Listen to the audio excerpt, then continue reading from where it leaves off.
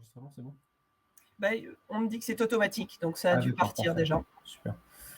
Parfait. Bonjour à tous. Merci d'être présents aujourd'hui pour ce second atelier thématique Fred 21, donc qui est, comme vous le voyez sur la diapo qui s'affiche à vos écrans, qui va concerner tout ce qui est solutions d'optimisation logistique et notamment avec un fil rouge sur la consommation énergétique et en quoi des solutions digitales notamment peuvent vous aider à optimiser votre logistique et in fine réduire votre consommation énergétique et bien sûr carbone, puisque c'est un petit peu le fil rouge de Fred 21. Donc, bonjour, moi je suis Thibaut Gobert, chargé de projet dans le dispositif Fred 21. Je suis accompagné de ma collègue Sophie Chapelier, qui aura la lourde tâche à la fin de ce webinaire de conclure.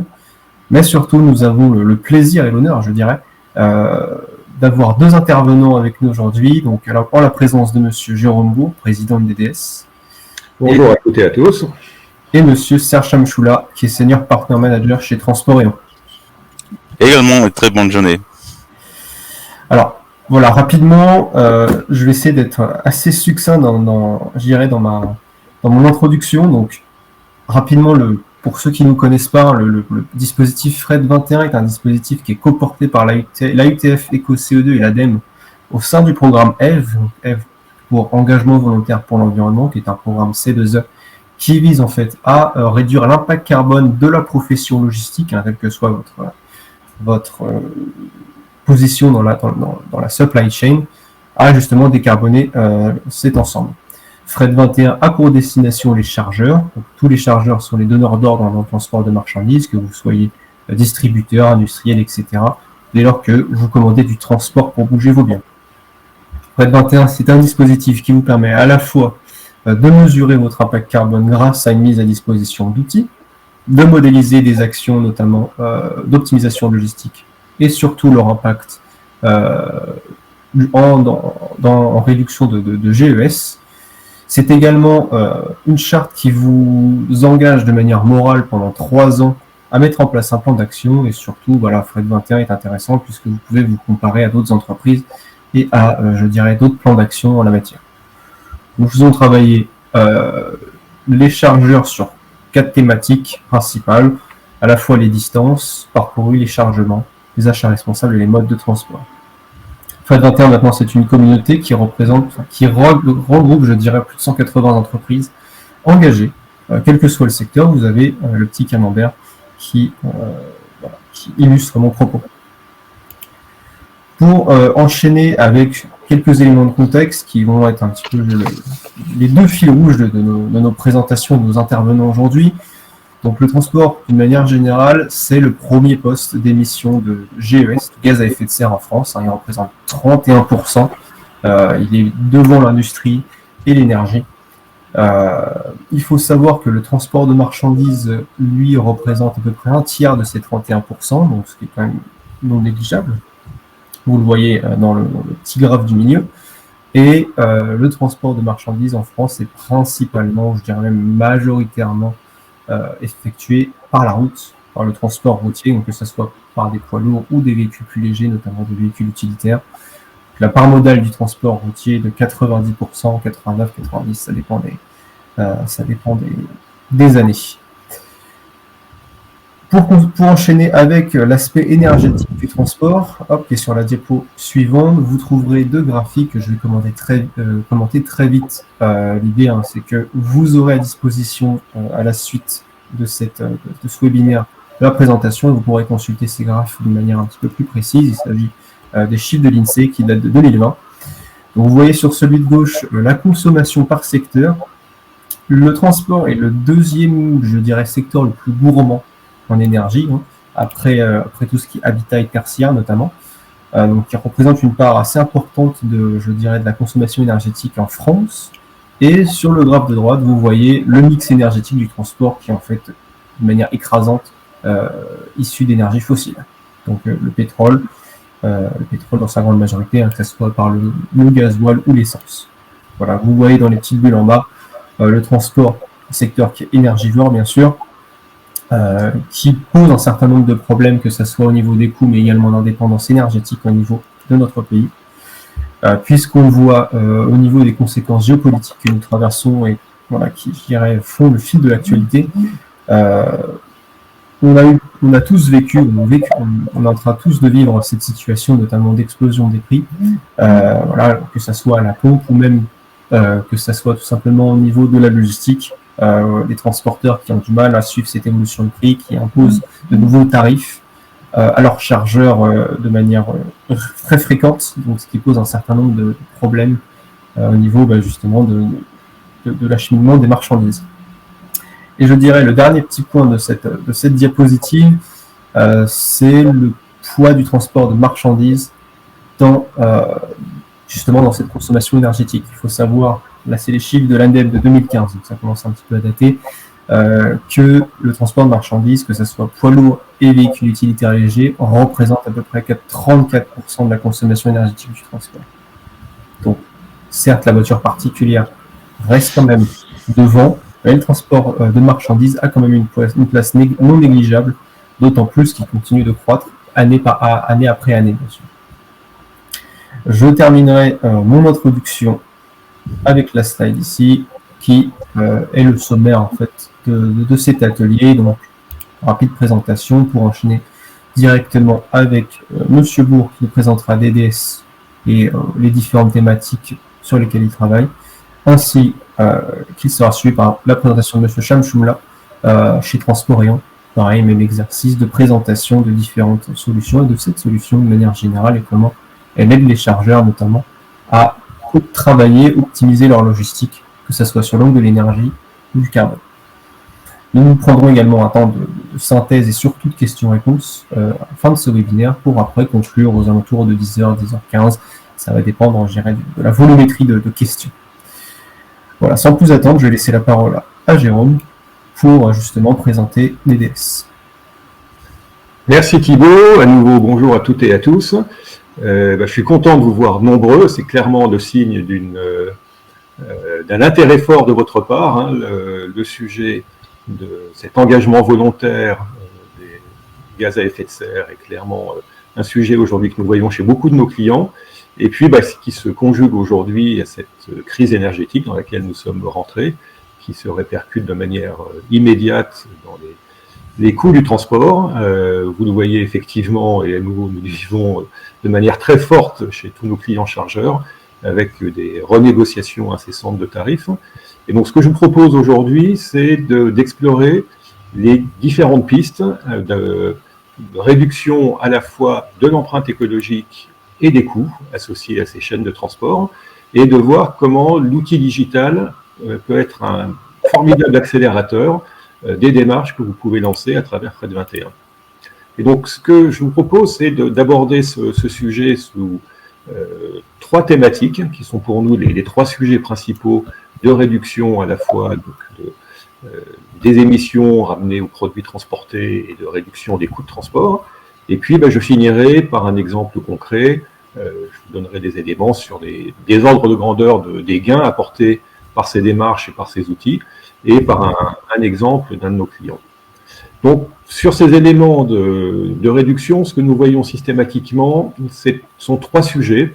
Et l'idée, c'est de pouvoir effectivement identifier pour vous ces sujets et voir ceux qui sont pertinents en fonction de votre activité.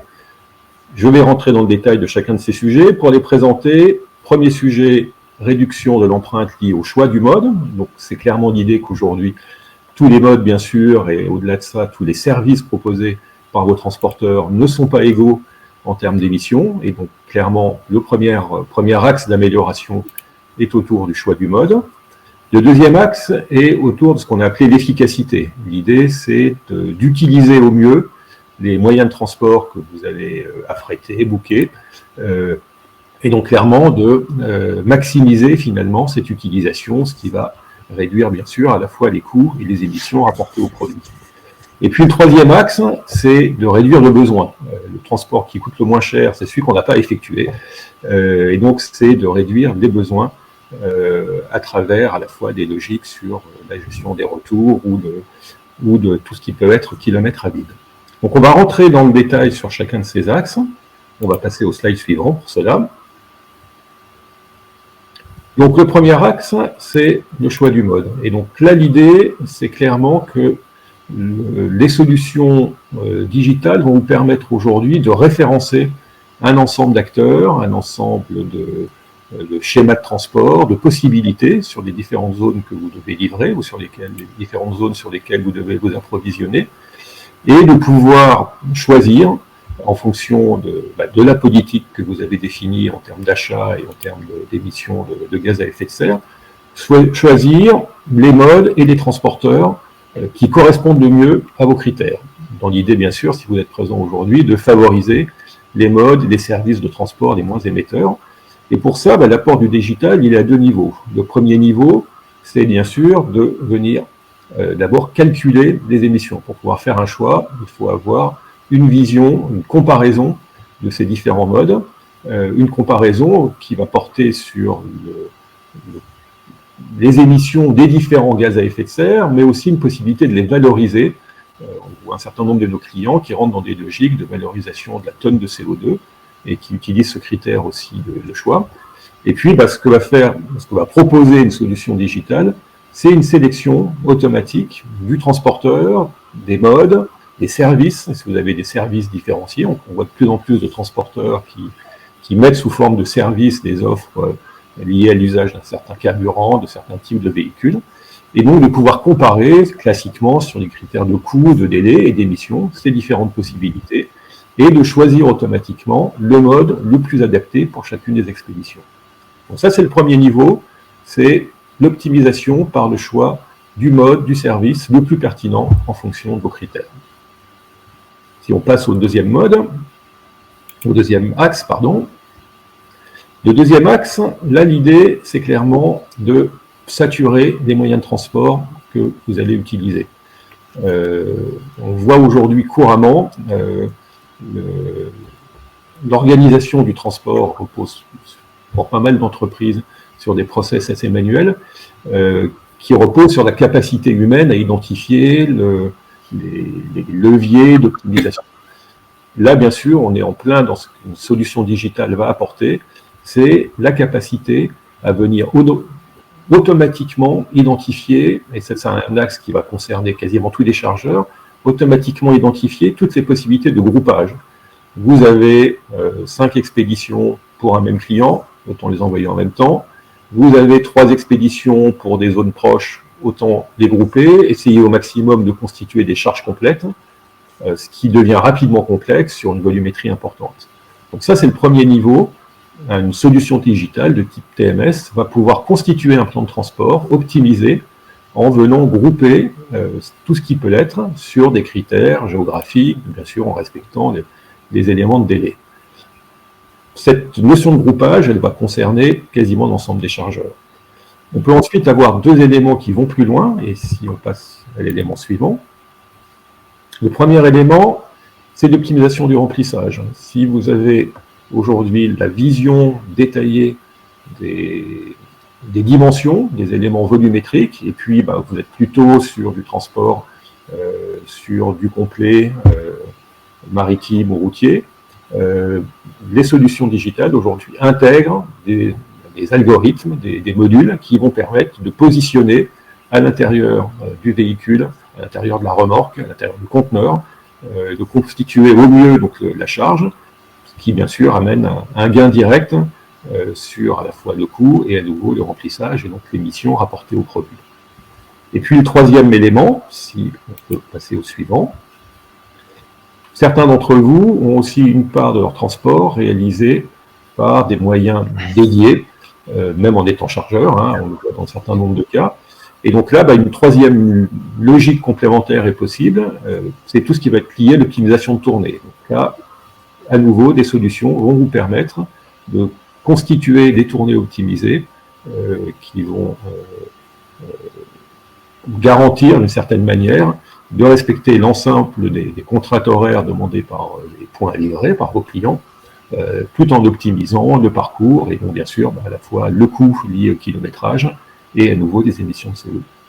Donc voilà pour ce deuxième axe, c'est clairement l'idée d'optimiser l'ensemble des éléments de transport que vous utilisez en groupant des commandes, en optimisant le remplissage ou en optimisant les tournées.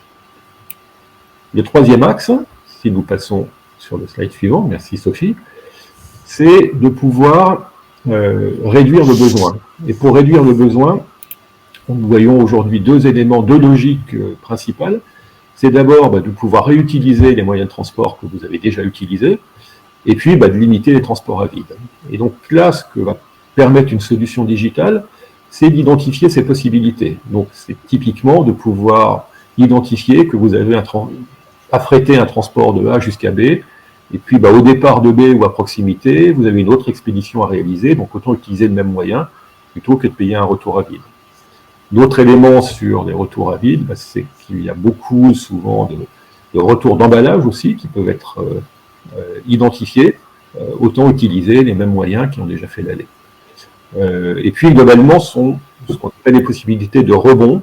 Si vous êtes sur une organisation multisite, une solution digitale va identifier les possibilités d'affréter un même moyen de transport de A à B, à C, etc., voire d'identifier au bout d'un moment des boucles qui sont mises en œuvre. Donc là, l'idée, c'est clairement de réduire ces émissions, réduire les coûts, en ayant identifié toutes les possibilités de réemploi des moyens de transport et d'éviter donc des kilométrages parcourus à vide de manière inutile. Donc voilà pour ces trois grands axes, et ce que je voulais, c'est vous donner l'éclairage en termes d'apport des solutions digitales. L'enjeu après, et si on passe sur le slide suivant, c'est d'identifier quels sont les sujets, les axes pertinents pour vous.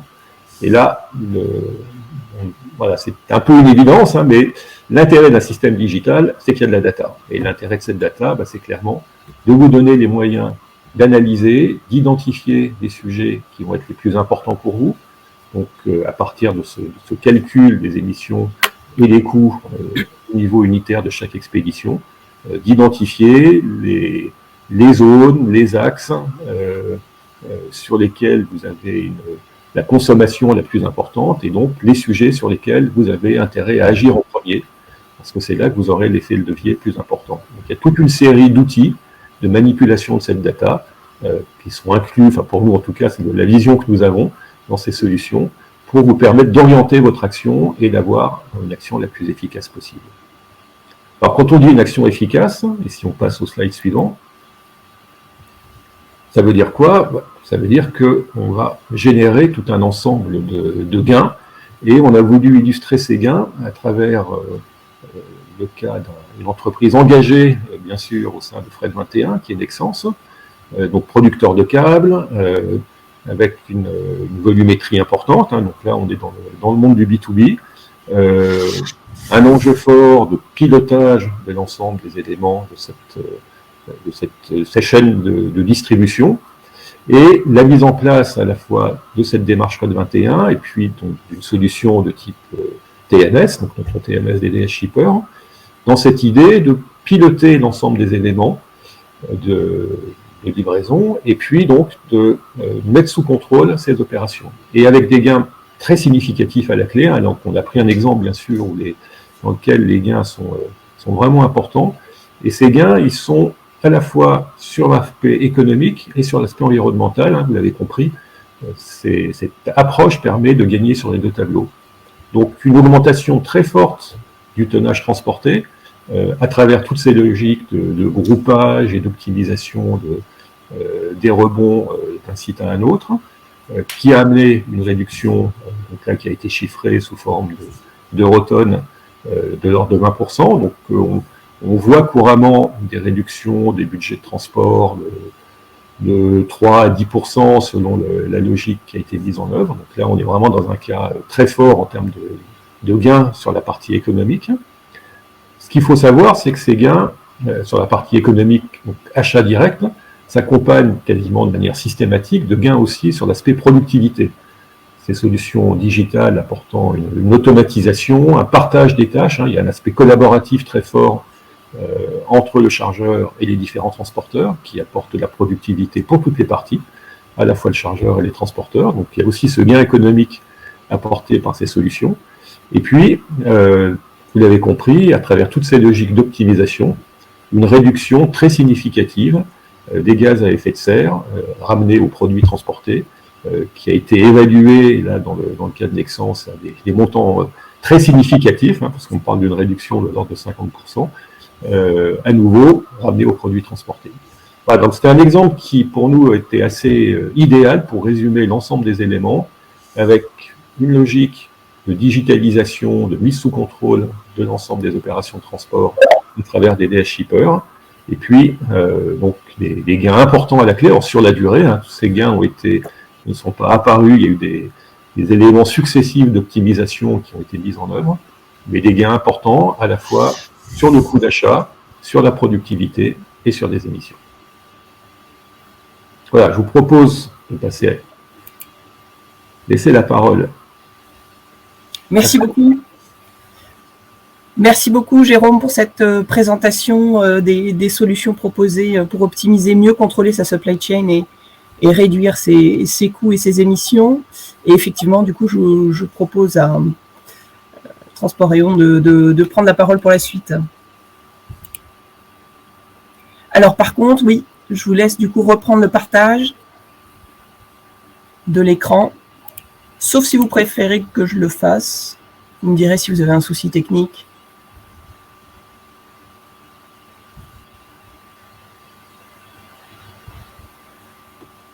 Oui. Ça a l'air de charger. D'accord. C'est tout bon. Un moment. Et encore une fois, une très bonne journée. Attendez un moment, s'il vous plaît. Et voilà, ça. J'espère que ça fonctionne bien. Maintenant, mon nom c'est Serge Chamjola. Je ne suis pas français. Je suis senior partner manager chez Transporion. Avant de rejoindre Transporion, j'ai travaillé dans la logistique pendant 18 ans, le plupart du temps pour un affréteur. Et je voudrais bien vous demander d'excuser mon pauvre français. Maintenant, pourquoi avons-nous cette discussion aujourd'hui? C'est parce que nous avons un problème de taille, n'est-ce pas? Sur cette image, c'est donc notre planète en juillet 2020 et je crains que l'image en dise assez longue. Bien, qu'il soit presque impossible d'atteindre les objectifs de plus de 1,5 degrés Celsius, la logistique de transport a eu un impact négatif sur le développement des émissions de gaz à effet de serre. Plus que cela, au rythme actuel, les émissions de transport devraient doubler d'ici 2050. Ça veut dire nous devons agir. Et nous devons agir assez vite. De nombreuses mesures dont il est question aujourd'hui portent sur des investissements à long terme, comme les infrastructures pour les alternatives au diesel, les infrastructures ferroviaires ou le camion sophistiqué. Cependant, chaque camion utilisant du diesel ou du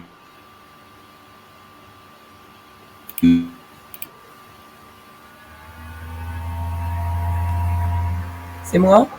Non, on est en train de faire du Serge.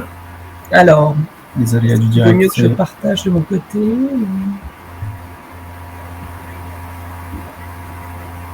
Peut-être qu'il faut couper la caméra pour regarder le son.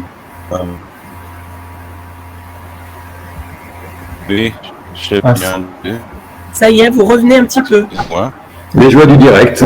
Ouais, c'est ça. Je sais pas si Serge vous entend toujours. Alors, est-ce que vous voulez que j'essaye de parler?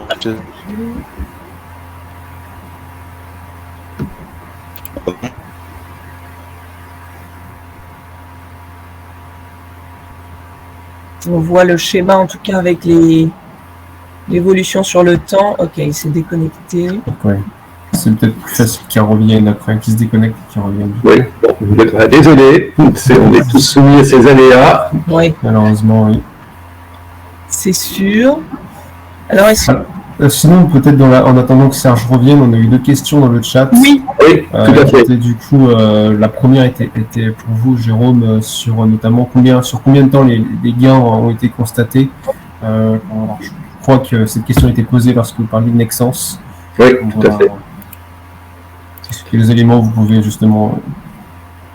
Alors, ce type de solution se met en place sur des périmètres plus ou moins larges. Une solution de ce type-là va se mettre en œuvre sur des éléments les plus légers. On démarre en quelques semaines, voire quelques jours, et après pour une démarche TMS complète, c'est plus un projet de l'ordre de 3 à 6 mois, qui va générer des gains quasiment immédiatement. On voit des retours sur investissement quasiment systématiquement inférieurs à 1 an. L'intérêt du cas Nexence, donc il y a une part de gain qui a été apportée de manière immédiate dès la mise en œuvre de la solution, c'est qu'ils ont poursuivi l'analyse en fait. Et ils ont, vous parlez de l'identification de rebonds, ils se sont rendus compte qu'ils avaient systématiquement des affrètements qui étaient réalisés d'un premier site vers un deuxième, et en fait ils réaffrétaient d'autres moyens à proximité du départ du deuxième vers un troisième, etc. Donc ils ont identifié au bout d'un moment des boucles qu'ils ont mis en œuvre. Il y a aussi tout un travail d'embarquement des transporteurs, qui est aussi, on embarque dès le début, mais qu'on associe aussi sur des démarches plus intégrées qui apportent des niveaux de gains supplémentaires. Et donc au-delà du gain initial, je vous disais qu'on constate couramment ces 3 à 10% de gains économiques et sur des émissions. Donc ils sont allés chercher ces éléments supplémentaires jusqu'à ces logiques d'optimisation de remplissage qui ont été le dernier élément. Et puis je vois effectivement une deuxième question sur le taux de diffusion de ces solutions. Le taux est encore faible. On estime aujourd'hui que le taux de diffusion de ces solutions digitales de type TMS chez les chargeurs est de l'ordre de 20-25%. Parfait, merci. Super, le timing correspond parfaitement au retour de Serge parmi nous. Je suis désolé, vraiment, je ne sais pas, je ne suis pas certain qu'est-ce que s'est passé. Pas de problème, allez-y. Reprenez. Je vais essayer de... Est-ce que vous voulez que je partage au cas où c'est un problème de réseau ou est-ce que vous préférez garder la main? Franchement, j'ai aucune idée qu'est-ce que s'est passé. Et voilà. Parfait, c'est bon. Ça fonctionne. Espérons le mieux.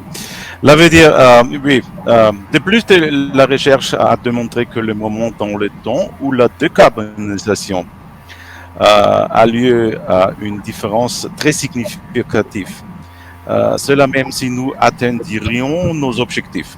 Ainsi, nous allons émettre un tiers d'équivalent CO2 en plus par rapport à une action immédiate. Un tiers qui ne disparaîtra pas plus tard. C'est ce que vous voyez sur ce diagramme. Par conséquent, nous ne pouvons pas simplement attendre, alors qu'une enquête montre que tous les acteurs de la supply chain conviennent que la numérisation peut faire partie de la solution de réduction à court terme. Alors, la Commission européenne également a pris des mesures. D'une part, la Commission a lancé le CSRD, Corporate Sustainability Reporting Directive, qui entrera en vigueur à partir de l'exercice 2023. Il rendra obligatoire le rapport de durabilité, y compris le rapport sur les émissions, pour environ 55 000 entreprises européennes de plus de 250 employés.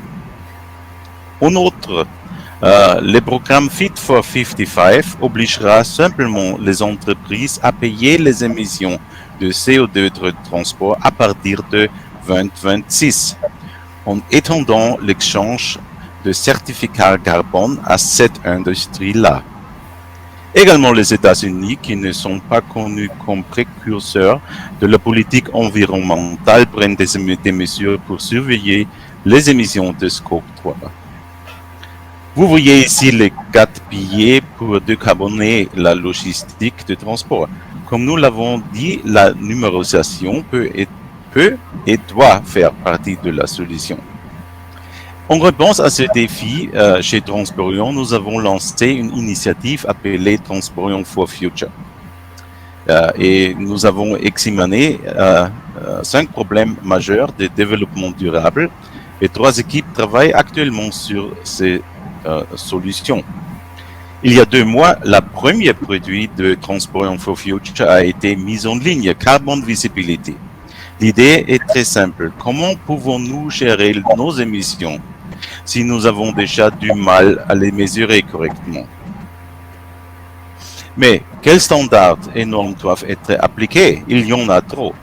La charge de travail pour collecter les données que nous pensons être responsables prend plus d'un mois en moyenne. Et franchement, nous ne savons toujours pas si ces données ont une valeur réelle. Permettez-moi de souligner cela avec 2 exemples. Un article récent a rendu public que les émissions enregistrées du même conteneur sur un même navire peuvent différer de 77% en fonction de la chance utilisée pour la réservation. C'est donc subestimation, n'est-ce pas?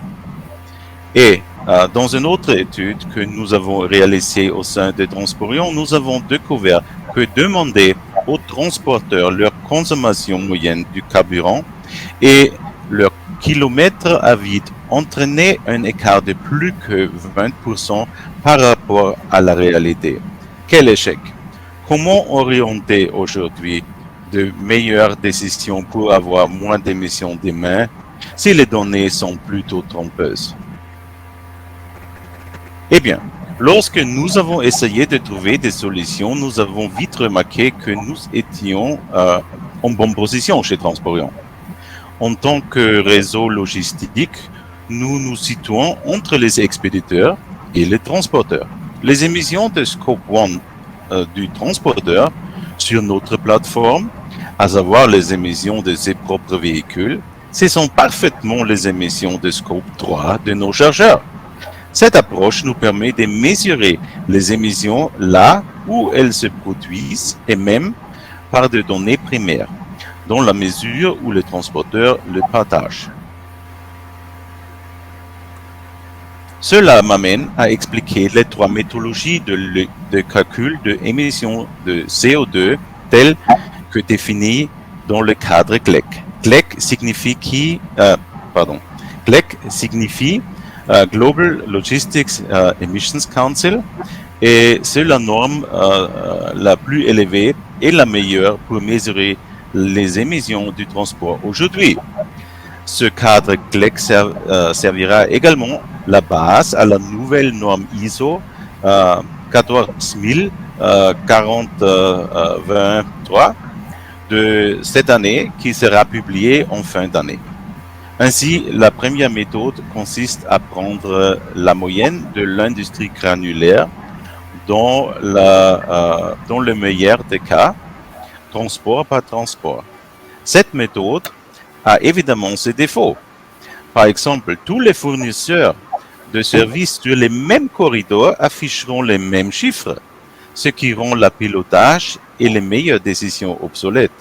Cependant, cette méthode reste toujours nécessaire pour pouvoir faire des rapports si nous ne pouvons pas obtenir de meilleures données fournisseurs. La deuxième méthode, déjà montrée sur mon fiche, c'est la modélisation. Des données réelles sont utilisées pour remplacer certaines valeurs moyennes. L'ensemble de l'algorithme est utilisé pour déterminer la consommation de carburant ou d'énergie qui permet d'estimer les émissions. Par exemple, nous utilisons visibilité en temps réel pour collecter ces données. Enfin, la méthode la plus précise, qui utilise des données primaires. Les données primaires, ce sont consommation de carburant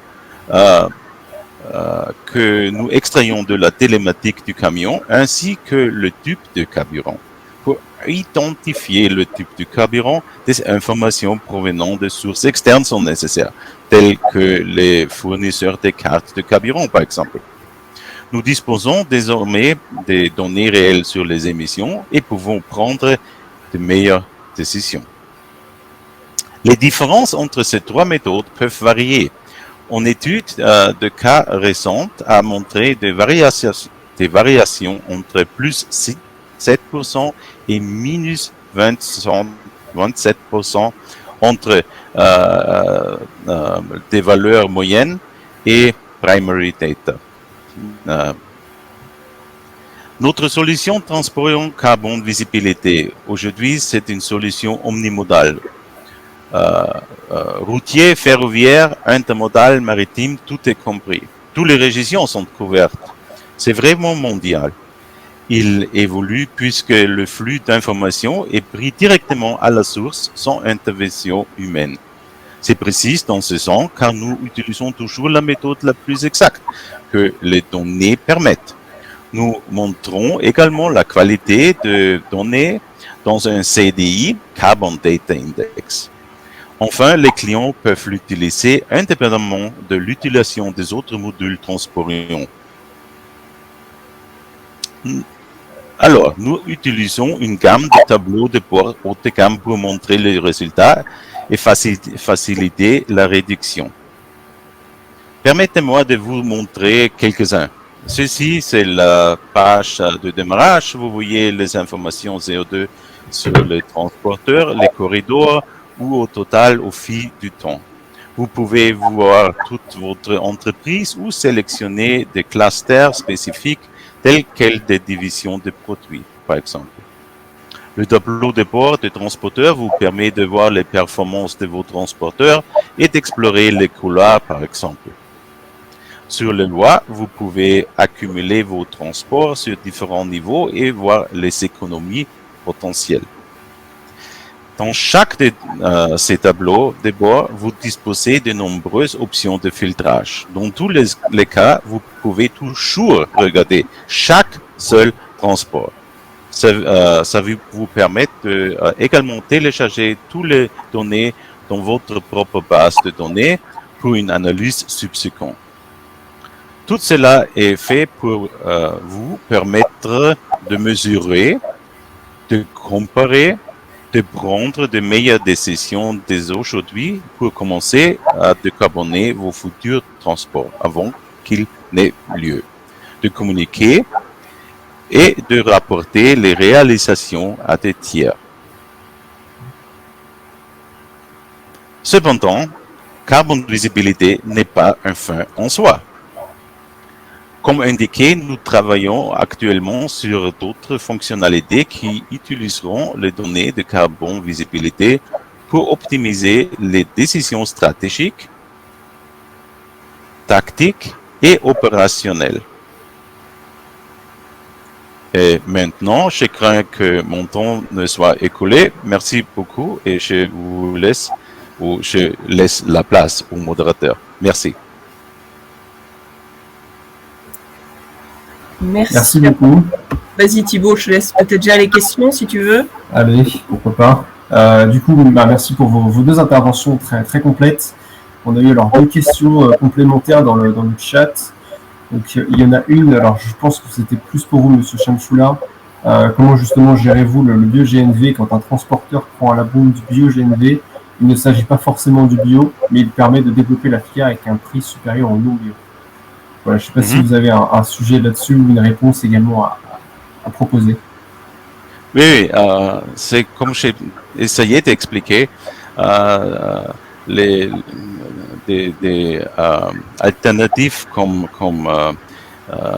bio-CNG, ça nous espérons de trouver par collaboration avec des fournisseurs de cartes carburant, par exemple.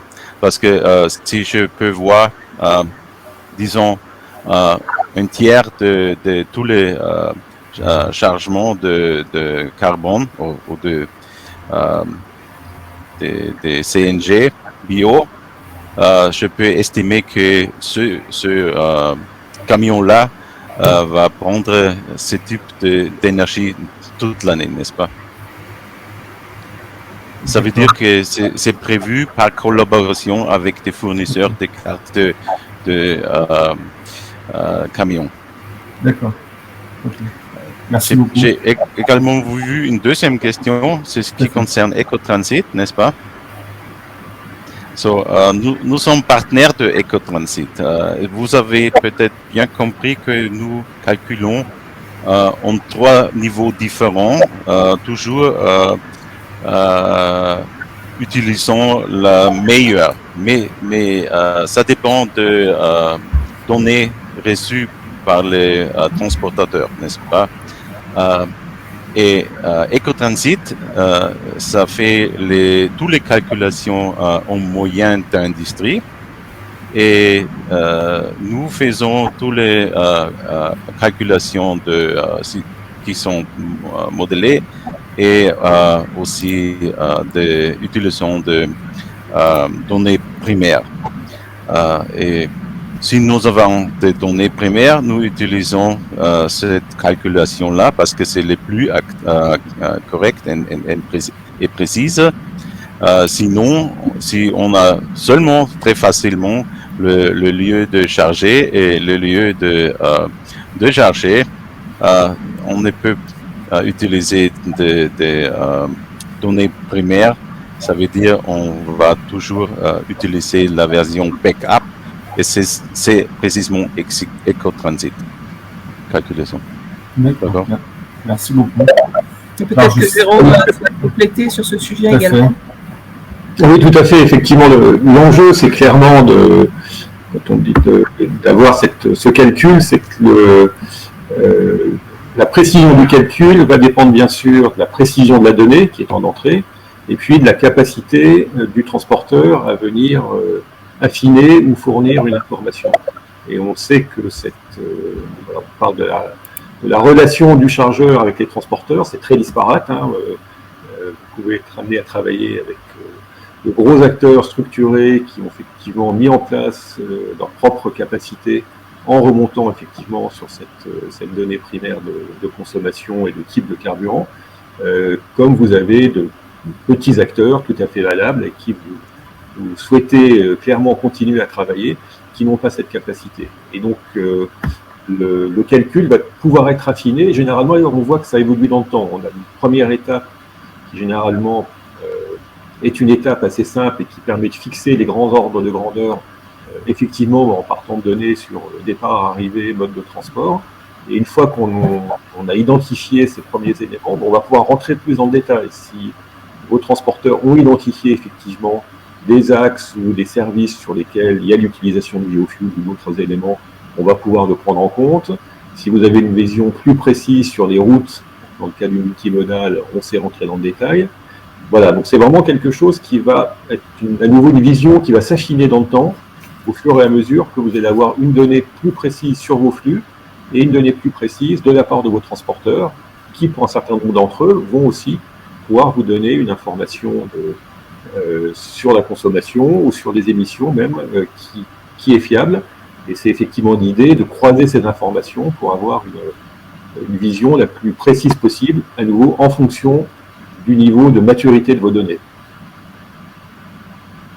D'accord. J'ai trouvé plusieurs questions. Les questions sont en anglais. Je trouve les questions en anglais, mais je pense que ce sont en français. Oui. La première question, c'est comment trouver les détails des transportateurs. Nous utilisons les systèmes télématiques du camion pour retrouver des données primaires. En environnement, nous recevons les données primaires de approximatif 20% de nos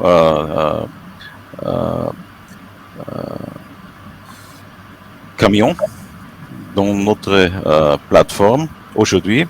Nous avons juste finalisé une étude de cas avec IKEA et un grand transportateur européen et nous avons trouvé que ce n'était pas grand-chose de avoir 88% données primaires pour la calculation. Ça veut dire ce n'est pas si difficile, mais le vrai problème, c'est donc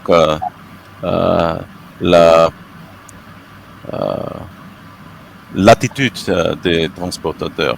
Beaucoup de transportateurs hésitent d'échanger des données et c'est autre chose, évidemment. C'est une chose dans laquelle les transportateurs et les chargeurs doivent communiquer à un certain temps. Mais franchement, si les transportateurs fait bien et est en position de montrer de réduire les émissions camions, pourquoi pas échanger les données? C'est également pour l'avantage des transportateurs, n'est-ce pas? C'est ce que propose la plateforme. Merci. Oui, pour compléter, effectivement, enfin, vous l'avez compris, c'est un des apports de ces solutions, c'est effectivement cette collaboration avec les transporteurs. Donc, collaboration sur le digital, ça veut dire qu'on va mettre à disposition de l'écosystème de transporteurs des moyens différents selon ce qu'ils sont capables de mettre en œuvre. On va plutôt se connecter à travers des API ou de l'EDI traditionnel avec les gros acteurs, mettre à disposition des applis mobiles ou du portail web pour les plus petits. L'idée étant que la démarche est aussi de mesurer cet échange d'informations. Ce que nous conseillons à nos clients, c'est de mettre en place des indicateurs sur les taux de retour et la qualité de l'information qui est remontée par les transporteurs, voire de le contractualiser. Et voilà, j'attends de vous des éléments de prix, des éléments d'engagement sur les taux de service, mais je peux aussi ajouter dans les éléments contractuels, comme ça la règle du jeu est claire pour les transporteurs, les délais dans lesquels j'attends des retours d'information ou le taux d'exhaustivité de l'information sur la traçabilité, sur la remontée du CO2, etc. Donc, voilà, c'est aussi quelque chose qui se pilote pour améliorer cet échange d'informations entre les chargeurs et les transporteurs. Et j'ai trouvé une question très intéressante de Catherine dans le chat. Et franchement, c'est vraiment une chose de motivation plus que technique, une difficulté technique, cet échange de données. Et deux semaines derrière, j'étais en Luxembourg dans une réunion de European Freight and Logistics Leaders Forum, et on a eu précisément cette discussion-là avec dans un workshop dans lequel on a trouvé beaucoup de transporteurs, mais également beaucoup de chargeurs. Et le résultat intéressant, c'était que les transportateurs ont dit qu'ils sont prêts de échanger de données primaires dans le cas qu'ils peuvent voir une sorte de motivation, n'est-ce pas? Et en outre, les chargeurs ont répondu: bon, nous sommes prêts de vous donner une motivation parce que en cas de échange de données primaires, nous pourrons vous ouvrir des contrats de peut-être, par exemple, 3 années en place des contrats d'une année seulement. Parce que finalement, il faut baser sur le développement et la performance carburant. Il faut franchement développer des stratégies ensemble. Ça veut dire les chargeurs et les transporteurs doivent collaborer. Et collaboration, ça prend place si on dit: bon, vous faites bien, je voudrais bien utiliser votre compagnie plus intensive. Ça veut dire nous devons développer une stratégie de capacité à l'avenir, etc. Pas seulement parler sur les carburants eux-mêmes. Oui, alors, on voit assez couramment, c'est effectivement un ensemble d'éléments. C'est vrai que... Encore une fois, excusez mon pauvre français. Non, mais j'aimerais bien parler certaines langues étrangères comme vous parlez français, Serge. Mais effectivement, on voit beaucoup de démarches sur la durée. Ça permet d'embarquer à la fois les plus gros acteurs qui sont plus structurés, mais les plus petits aussi, en jouant sur plusieurs tableaux. Il y a à la fois une certaine garantie de capacité des petits acteurs, qui peut être effectivement un élément, des éléments de process, leur facilité de travail. On voit des éléments très vertueux, par exemple, sur les systèmes de prise de rendez-vous. qui évitent les attentes et qui sont souvent un casse-tête à gérer, à refacturer pour des petits transporteurs. Leur objectif, c'est, comme tous, c'est que les camions roulent, mais ils ont plus de mal à rentrer dans un process pour gérer ces éléments, leur garantir des délais de paiement, et donc pour ça de mettre sous contrôle le process de contrôle de facture. Tous ces éléments-là vont inciter le transporteur finalement à rentrer dans une relation sur la durée et vertueuse avec vous, qui a aussi l'avantage de sécuriser les capacités. C'est quand même un sujet qui va être de plus en plus prégnant pour beaucoup de secteurs, tout en rentrant dans ces démarches. Ça peut être un des éléments de ce deal global, qui est aussi la mise à disposition d'un certain nombre d'informations. Effectivement, les plus petits auront du mal à mettre en œuvre des systèmes de télémétrie et de mesures embarquées, mais s'ils vous fournissent déjà une donnée kilométrique précise, à travers effectivement Ecotransit ou d'autres solutions, on peut faire un calcul beaucoup plus précis qu'un calcul moyen sur un corridor. Voilà, donc il y a des moyens effectivement d'embarquer l'ensemble des transporteurs, mais en jouant sur tous les tableaux. Cette composante maîtrise des émissions s'inscrit dans un cadre global où on va parler à la fois d'efficacité opérationnelle, de coûts et donc des éléments qui vont permettre d'avoir cette maîtrise des émissions. Merci beaucoup pour vos réponses. Je vois que Thibaut est en train de répondre en direct à certaines réponses. Du coup, j'en profite pour en énoncer une nouvelle. Je vois une question de Paul qui demande si il y a des télématiques sur les barges et les trains également. Alors, Eversense le fait pour les trains, mais... Pas une sorte de télématique normalement qui est similaire aux télématiques du camion. Ça veut dire, franchement, on doit utiliser des sources différentes que pour les camions. Et ça existe. Dans les trains, ce n'est pas si grand problème parce qu'on peut bien mesurer au niveau très granulaire quelle sorte d'énergie est-ce qu'un train entre Paris et Barcelone va consommer. Ce n'est pas comme le train va visiter certaines stations carburant. Et on a suffisamment de fiches ce qui concerne ça, mais au niveau de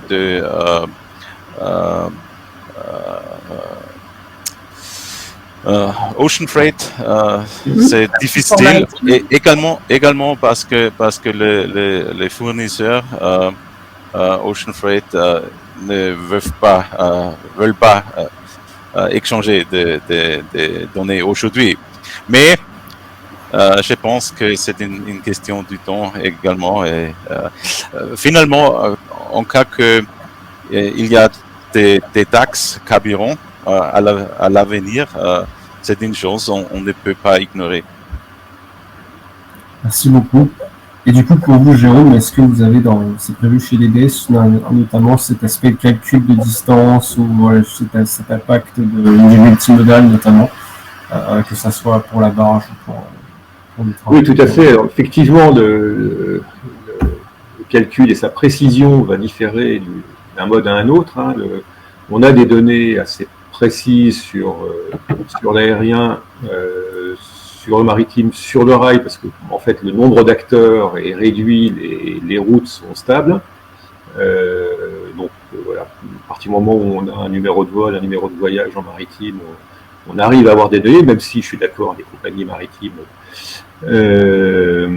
font ce qu'elles veulent et ne remontent pas forcément d'informations. Mais bon, la difficulté est sur le fluvial et encore plus sur le routier, où là on a une diffusion très large et puis une décision locale. C'est effectivement les routes peuvent changer, la décision d'utiliser tel ou tel carburant, même s'il peut y avoir un engagement, peut changer.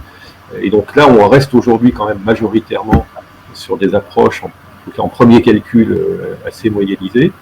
Et après, si effectivement on sait aller plus loin, aujourd'hui, on a bien sûr des éléments de distanciés qui vont permettre de calculer la route théorique, d'avoir des informations de remontée à travers des éléments de visibilité temps réel sur la route réelle, donc qui va permettre de mettre à jour cette information, sachant que c'est pas là qu'on voit le plus d'écart finalement de calcul est fait au niveau le plus fin, au niveau de l'expédition, enfin au niveau du tronçon. Hein, si on est en multimodal, c'est tronçon par tronçon que le calcul peut être fait. On a fait quelques comparatifs entre un calcul de route théorique et un calcul de route réelle, de kilométrage réel qui va remonter à travers des applications mobiles, par exemple. Les écarts sont pas énormes, c'est pour ça que ça joue beaucoup. Ce qui va être plus important, effectivement, c'est de connaître le carburant utilisé. Donc ça, c'est des choses que les transporteurs peuvent remonter. Et l'idée, c'est qu'on leur donne les moyens de le remonter au niveau granulaire de l'expédition. Mais le problème, ça commence déjà de bien identifier un transport intermodal, parce que le chargeur ne sait jamais qu'est-ce que s'est passé, qu'est-ce que se passe dans l'exécution du transport. C'est ce que le transporteur va savoir. Mais cette information n'est pas simplement publique. Ça veut dire, par exemple, nous utilisons information en temps réel pour identifier les points de transfert. Et si ce sont de stations, train ou d'autres choses, on peut identifier. Bon, ce camion a arrêté à un terminal de train et c'est l'un terminal. Je trouve un deuxième terminal et entre ces deux points il y a un train, et ça nous permet de faire une bonne calculation, parce que évidemment la calculation, c'est le transport, c'est pris place seulement à la route ou également par chemin de fer est énorme. Alors, peut-être que si ça vous va, on va prendre une dernière question qui a beaucoup de votes. Je vois la question de Marlène ici. Est-ce que l'un de vous peut nous en dire plus sur le Fit for 55 et la taxation des émissions de gaz à effet de serre de transport de marchandises en 2026 ? Oui. Franchement, aujourd'hui, nous n'avons pas avant une taxe de CO2 pour l'industrie de transport. Il y a d'autres industries qui partagent d'échanges de certificats carbone depuis quelques années derrière, mais pas l'industrie de transport. C'était une exception. Pas la seule exception, mais c'était une exception. Et commençant 2026, on aura une taxe. La vérité est que la Commission européenne est toujours en discussion comment faire cette sorte de taxe. Et ça prend du temps. Il y a certains problèmes de détail. Facilement, la discussion a commencé à un niveau de ridicule, comme 20 euros par tonne, c'est rien, c'est vraiment rien. Aujourd'hui, c'est un petit peu échangé. On discute entre 80 et 100 euros par tonne. C'est juste suffisamment ridicule. 80 euros par tonne, c'est approximatif 100 eurocents par kilomètre, et ça ne va rien changer. En principe, voyons qu'est-ce que se passe. Le problème va escalader, et je pense que la direction est prévue. Il y a des experts économiques qui font déjà des tests stress avec des valeurs de 500 et à direction 1000 euros par tonne. Et ça voudrait bien changer l'image, n'est-ce pas? Oui, parce qu'il faut garder en tête, effectivement, c'est que le cadre réglementaire va se durcir. Il y a aussi des sujets autour de la taxonomie européenne qui impactent cette fois plus les entreprises au niveau du financement, mais qui vont cette nouvelle taxonomie qui est en train de rentrer en vigueur, qui va se déployer au fur et à mesure dans les années à venir, au cours l'ensemble des activités des entreprises. Donc là, on est sur le scope 3 pour les chargeurs, mais donc avec un impact. Et puis, avec deux autres éléments qui sont là, qui vont de toute façon accélérer les choses. On a eu cet événement brutal avec la guerre en Ukraine qui nous a fait rentrer dans cette crise énergétique, mais de toute façon, on est sur une tendance lourde d'augmentation du prix de l'énergie, qui va se répercuter directement. Et puis, ce qu'il ne faut pas oublier non plus pour les chargeurs, c'est que l'élément vient de plus en plus aussi des clients, que ce soit en B2C ou en B2B. On voit de plus en plus de nos propres clients qui nous disent j'ai besoin de produire ces éléments, de partager avec les clients aujourd'hui quelles sont les émissions des livraisons que j'ai réalisées pour eux. Donc on le voit couramment maintenant en B2C, on a une émission, un calcul, je ne sais pas trop ce qu'il vaut, les émissions rapportées au colis livré, mais on voit vraiment la même logique en B2B, où finalement dans la revue de performance entre un acheteur et un fournisseur, on voit cette composante qui est là, et une demande de partage d'informations et d'axes de progrès, comme on a des axes de progrès économiques, performance, on voit de plus en plus des discussions sur les axes de progrès, sur la réduction des émissions de gaz à effet de serre, sur des livraisons intensives en B2B. Et donc c'est aussi cet élément, on va avoir ces trois éléments qui vont se combiner au fur et à mesure entre le réglementaire, l'augmentation des prix unitaires à travers l'augmentation du prix de l'énergie et la pression venant des clients. Parfait.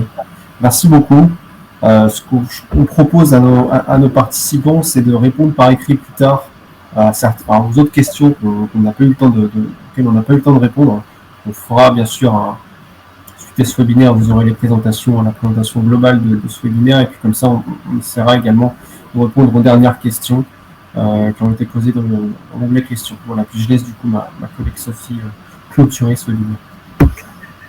Merci à tous, merci Jérôme, merci Serge pour vos présentations, vos partages de bonnes pratiques et d'outils sur la réduction de l'impact, la réduction des coûts, la recherche des données pour faciliter les efforts menés par les chargeurs pour réduire leur impact, que ce soit aussi en partenariat avec bien sûr leurs prestataires transporteurs.